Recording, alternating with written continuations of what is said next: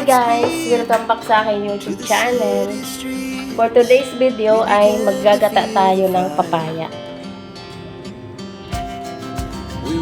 So meron akong papaya dito guys. Ginayat ko lang na maliliit.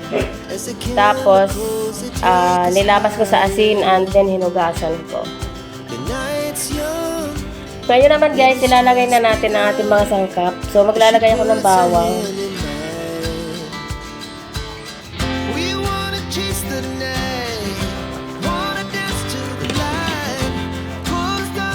Luya,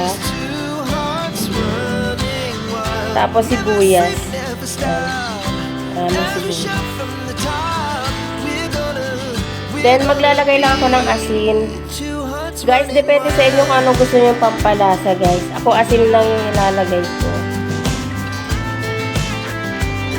Then isasabaw natin yung pangalawang piga ng gata.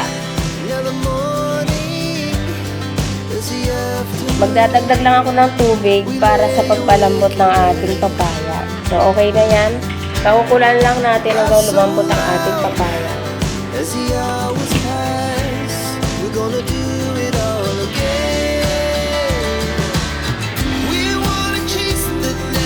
I-check natin guys kung mulo na ang ating papaya.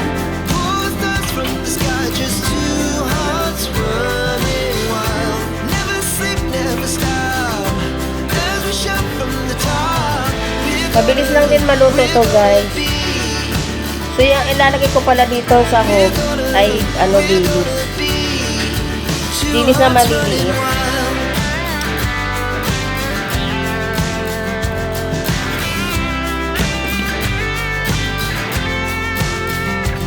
Okay. Ngayon guys, ilagay naman natin ang ating pangalawang gata. Dahil malambot na ang ating gulay.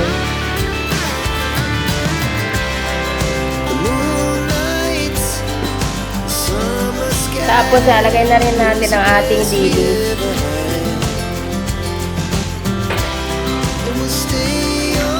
Ngayon, atin lang ito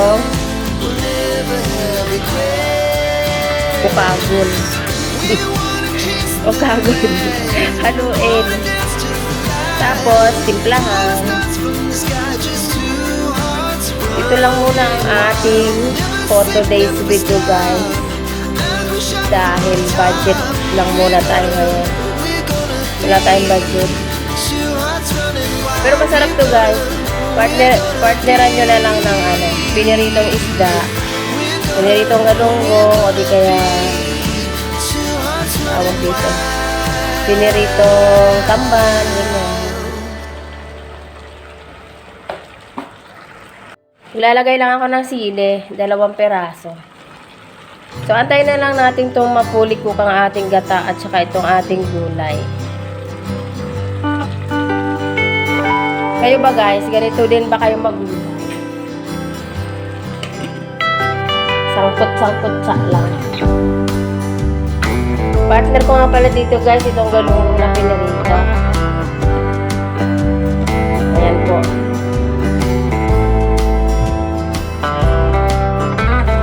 Ngayon, titimpla natin kung okay na yung lasa, kung sakto na yung alat, o ano. Guys, asin lang yung nilagay ko dito pampalasa, guys.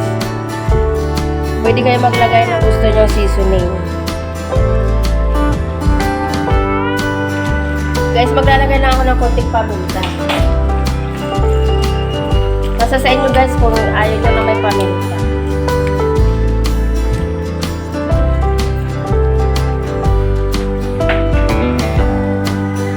Luto na itong ating ginataang papaya guys. Sa mga bago sa aking channel, maraming salamat. Sa mga kaibigan kong dati na, maraming salamat. So guys, okay na po yung ating ginataang papaya. So, kain na tayo. Thank you for watching guys.